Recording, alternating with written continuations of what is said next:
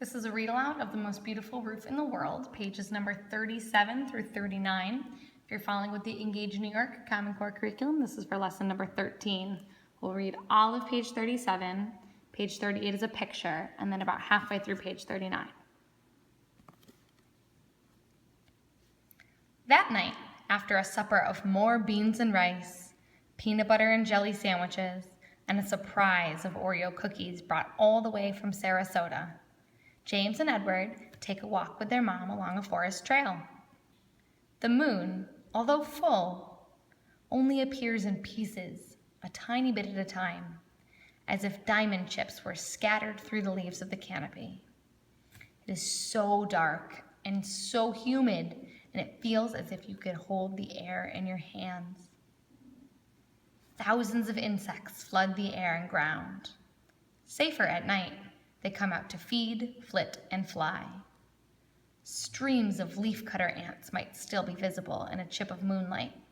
On the underside of a leaf, another armored beetle, burnished bright as gold, goes silently about its work.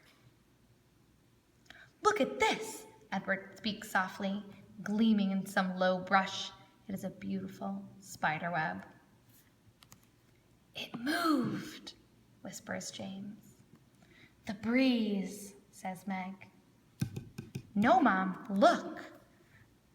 Something very odd is happening to the web. It is not the wind that is moving it.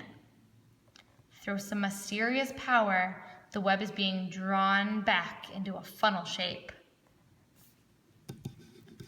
"It's the spider, Mom," James exclaims.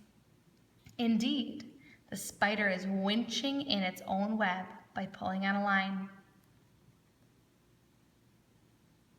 Then it is almost as if there's an audible ping. The web springs back, and its trembling center is a small insect. "They must call that a slingshot spider," Edward exclaims. The boys are thrilled. Meg is astounded. Never before had she ever seen or heard of such a spider. They waited for another 10 minutes. 2, 3, 4 more times. The spider takes aim with its cunning web and traps another insect. Page 38, picture.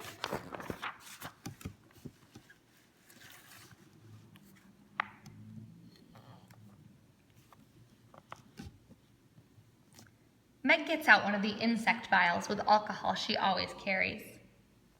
With her tweezers, she deftly plucks the spider from its web and puts it into the vial. "Mom!" the boys both cry. "You killed it!" "But we have to take it back. I'm going to send it to the Smithsonian for identification." "But what if it's the last spider, the very last slingshot spider on the earth, and now it's dead and in a bottle?" James protests. Meg has an answer for her sons. She points to an identical web and its inhabitant nearby. She has been a scientist working in the field for so long that her first instinct is always to balance the collection of good data with conservation of an unknown species.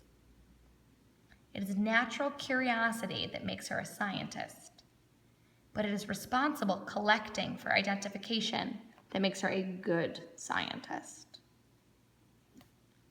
What is permissible or justifiable is always a concern. Do the ends justify the means?